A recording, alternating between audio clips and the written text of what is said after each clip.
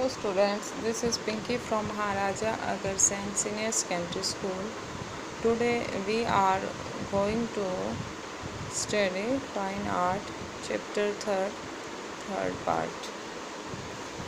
I hope all you are well, safe and stay home and doing your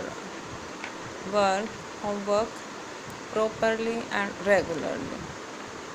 अब हमने पढ़ी थी पहाड़ी शैली के बारे में। हम प्रीवियस जो हमारे लेक्चर्स थे उसमें हम पढ़ चुके हैं और आज हम जो नेक्स्ट करेंगे वो करेंगे गुलेर चित्रकला।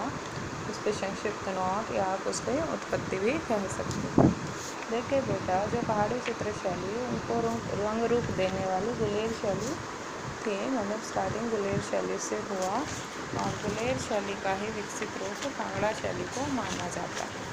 तो गुलेर शैली की उत्पत्ति विकास किस तरह से हुई, इसके पीछे एक दिलचस्प घटना है जो कि उस समय 405 ईस्वी में एक घटना हुई जिसमें जो राजा हरिचंद था वो एक शिकार करने के लिए जंगल में गए और वहाँ पर वह शिकार करते करते अपने साथियों से बिछुड़ गए और किसी तरह से वो कुएं में गिर गए। उसके बाद कुछ राहगीरों ने उन्हें कुएं से बाहर निकाल लिया, लेकिन जैसे ही वो कुएं में गिरे तत्पश्चात राज दरबार में, जहाँ के वो राजा थे, वहाँ पर कांगड़ा में ये खबर पहुँची कि उनका स्वर्गवास हो गया, जिसके पश्चात उनकी रानी थी जो वह सती हो गई और उनके स्थान पर उनके छोटे भाई गद्दी पर बैठे। उसके बाद राजा जो हरिचंद्र थे उनको कुछ राहगीरों ने बाहर निकाल लिया कुएं से और जब वह महल लौटे तो उन्हें जब ये सारी घटना पता चली तो वह हिंदू परंपरा के अनुसार पुनः राजगद्दी पर बैठने के लिए तैयार नहीं हुए। जो हिंदू परंपरा होती है उसमें जब कोई राजगद्दी पर बैठता है उसके बाद वह दोबारा आसीन नहीं हुआ और उन्होंने अपना एक और ना ही वह उस राज्य में रहे। उन्होंने अपना एक नए राज्य गुलेर की नींव डाली जिसकी राजधानी क्या थी, हरिपुर बनाई गई। तो राजा हरिश्चंद्र के कारण ही कचोट राजपूतों की नज़र गुलेर को कांगड़ा से अधिक सम्मान प्राप्त होने लगा और जो राजधानी हरिपुर है वो पहाड़ी संस्कृति का एक विकसित केंद्र बन गई। कई बार क्वेश्चन आ जाता है पहाड़ी जो संस्कृति है उसका विकसित केंद्र कौन सा है, तो उसका विकसित केंद्र हरिपुर था।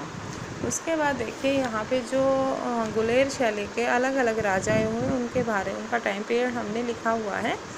राजा मानसिंह 1635 से 1661 तक का समय कला के विकास में स्थिर रहा। मानसिंह के जो समय में कला का विकास स्थिर रहा, चलता रहा। उसके बाद आए राजा विक्रम सिंह जो 61 से 75 तक। उसके बाद आए राज सिंह 75 से 95, फिर दिलीप सिंह 95 से 1730, गोवर्धन चंद 1730 से 73 और प्रकाश चंद 73 से 90। तो ये जो टाइम पीरियड है अलग अलग राजाओं का टाइम पीरियड किसमें चला, गुलेर शैली में चला और विकास इसमें हुआ। तो ऐसे जो राजनीतिक दूरदर्शी का परिचय दिया। मुग़लों के आश्रय जैसे कलाकार भागे थे, हमने जो पहाड़ी शैली थी उसके पढ़ा था कि जो मुग़लों के आश्रय से आए थे उन कलाकारों को आश्रय दिया, उनको सुरक्षा दी और वह पहाड़ों की शांत और नीरव पहाड़ियों की ओर आकर्षित हुए थे, इसलिए प्रकृति चित्रण इसमें ज़्यादा हुआ था। तो वहाँ पर उन्हें सुख चैन भी प्राप्त हुआ। गुलेर ही एक ऐसा राज्य था जिन चित्रों को आश्रय दे सकता था, इसीलिए अनेक चित्रकार गुलेर पहुँचे, नया राज्य स्थापित किया था। तो गुलेर ऐसा राज्य था जहाँ पर चित्रकारों को मान सम्मान मिला। जो राजा दिलीप सिंह थे, हमने पढ़ा राजा दिलीप सिंह के बारे में, जिनका समय टाइम था 95 to 30। तो ये साधु प्रकृति वाले राजा थे। कला का पोषण आरंभ कर दिया गया।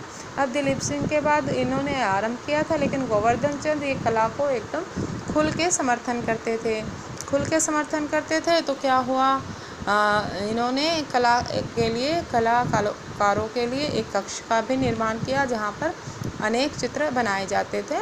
और राजा दिलीप सिंह के जो समय था उसमें घोड़े और रामायण के चित्र बहुत सुंदर बने हैं और इम्पोर्टेंट बने हैं। तो आप पहाड़ी शैली में जो हमने विशेषताएं जो विषय है, विषय में आप पशु पक्षियों का चित्रण भी लिख सकते हैं। तो अब उसके बाद क्या है, आगे हमारा गोवर्धन चंद के बाद जो नेक्स्ट थे हमारे प्रकाश चंद। तो प्रकाश चंद जो थे वो ज़्यादा सुर्खी नहीं दे पाए और धीरे धीरे जो इनके जो चित्रकार थे वो कांगड़ा की ओर आकर्षित हुए और कांगड़ा की ओर चले गए। इसी समय गीत गोविंद के चित्र भी बने। कृष्ण गोपियों के आलिंगन में लेते हुए एक प्रसिद्ध चित्र है। राजा प्रकाश चंद्र ज़्यादा ऊंचाइयों पर नहीं ले जा सके, राजनीतिक जो संतुलन था उनका बदलने लग गया, क्योंकि कांगड़ा राज्य उनसे इस समय में शक्तिशाली हो गया। अब तक कौन सा राज्य शक्तिशाली था? गुलेर। उसके बाद कौन हुआ? कांगड़ा राज्य। और पहाड़ी जो बादशाह के नाम से प्रसिद्ध महाराज संसार चंद ने चित्रकारों को अपने दरबार में आश्रय देना शुरू कर दिया। मतलब अब यहाँ पर 90 तक था, तो 75 में संसार चंद ने कांगड़ा शहर किला जो संसार चंद के हाथ में था, उन्होंने कलाकारों को अपने आश्रय देना शुरू कर दिया। इस बदलती जो परिस्थिति में गुलेर चित्रकारों का जो एक बड़ा दल था वो कांगड़ा की तरफ आकर्षित हो गया और प्रकाश चंद का स्थानांतरण को उसको रोक नहीं सका। तो कांगड़ा जो चित्र कलम को गुलेरी चित्र छवि स्वतः ही विरासत स्वरूप हो गई। तो अब क्या हुआ कि गुलेर की जो विरासत है के स्वरूप वो कहाँ चली गई? कांगड़ा में। दीप्ति में यौवन और हजारों की संख्या में चित्रण हुए। तो कांगड़ा शैली का अब हम पढ़ेंगे। कांगड़ा शैली का ये तो था उद्गम विकास। हम पढ़ेंगे इसकी विषय वस्तु। देखिए विषय वस्तु आपको पता ही है, सब्जेक्ट्स किन किन सब्जेक्ट्स पे कांगड़ा शैली के चित्रकार चित्र बनाते थे। तो सबसे पहले रहेगा रामायण और महाभारत के चित्र। ये हमने पढ़ाई था, रामायण और महाभारत के चित्रों के बारे में हमने किया ही था। तो जो फर्स्ट रहेगा रामायण और महाभारत के चित्र। पहला जो सब्जेक्ट रहा था उनका, देखिए कोई भी काम करने के लिए सब्जेक्ट ज़रूरी है, तो पहला सब्जेक्ट रहा था रामायण और महाभारत। अधिकांश चित्रों का विषय रामायण महाभारत की प्रमुख घटनाएं रही और वहाँ से सीन्स लेकर उनके चित्र बनाए गए। सेकंड था दरबारी चित्र। ये जो सब्जेक्ट्स हैं सेम पहाड़ी शैली में भी आप लिख सकते हैं। पहाड़ी शैली के जो विषय वस्तु उसमें भी राज दरबार या अंतपुर के चित्र बहुत बनाए गए। इसमें राजा गोवर्धन सिंह के घोड़े की सवारी का चित्र और नाच आदि के चित्र इसमें जो दरबारी चित्र है उसमें बहुत ही वह रहे थे, इम्पोर्टेंट रहे थे। आगे है नायक का भेद। नायक नायिकाओं के भी चित्र इसमें बनाए गए हैं। नायक नायिका भेद में क्या था कि अनेक चित्र की नायिकाएँ कांगड़ा शैली के समक्ष गुलेर में पहले बनाई गई थी। कि जैसे पता है कि गुलेर शैली के बाद ही कांगड़ा शैली का विकास हुआ था, तो गुलेर शैली में अनेक प्रकार के चित्र बनाए गए थे। गुलेर शैली के बाद नायिकाओं के भेद। कृष्ण पक्ष में अभिसारिका, उत्का, ये नायिकाओं के नाम हैं, जिसमें अभिसारिका, उत्का, प्रेषित पति का नायिका का गुलेर शैली में बहुत भावपूर्ण चित्रण किया गया। नायिकाओं के ये नाम हैं। 8 तरह की नायिकाएं इस शैली में बनाई गई थी, तो ये प्रमुख थी। उसके बाद नेक्स्ट जो सब्जेक्ट रहा है वह होगा बेटा व्यक्ति चित्र। कि व्यक्तियों के चित्र इसमें बनाए गए हैं। बहुत ही संजीवता से व्यक्ति चित्रों का निर्माण इस शैली में हुआ है। इसमें हम लिख सकते हैं पशु पक्षियों के चित्र।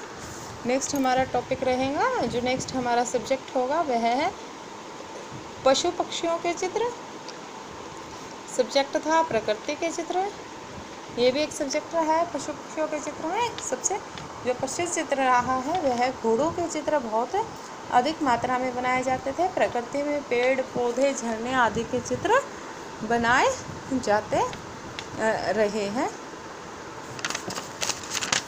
उसके बाद स्त्रियों का चित्रण भी इस समय अधिक हुआ है, स्त्रियों को बहुत सुंदर तरीके से बनाया गया है। तो ये थे इसके प्रमुख जो है सब्जेक्ट्स थे। तो ये आपको इन सब्जेक्ट्स को विषय वस्तु को देखिए, विषय जो टॉपिक्स थे लोक कला के चित्र लोक कला पर आधारित थे। तो आपको क्वेश्चन के अकॉर्डिंग 8 to 10 टॉपिक्स इसमें आपको लिखने हैं। जैसे रामायण महाभारत को अलग धार्मिक चित्रण लिख सकते हैं, दरबारी चित्र हो गया, नायिका चित्र हो गया, व्यक्ति चित्र हो गया, पशु पक्षियों के चित्र हो गए, प्रकृति के चित्र हो गए, युद्ध के चित्र इसमें बनाए गए हैं। तो इस तरह के चित्र आप इसमें लिख सकते हो। स्त्रियों का चित्र, दरबारी चित्र, धार्मिक चित्र अलग से। तो ये था गुलेर शैली आपके। तो आज हम इतना ही करेंगे। आज आपके 2 क्वेश्चंस आपको लिखने और याद करने हैं। एक तो गुलेर शैली की उत्पत्ति और विकास, और सेकंड क्वेश्चन गुलेर शैली के विषय वस्तु पर नोट लिखिए या उल्लेख कीजिए। Thank you.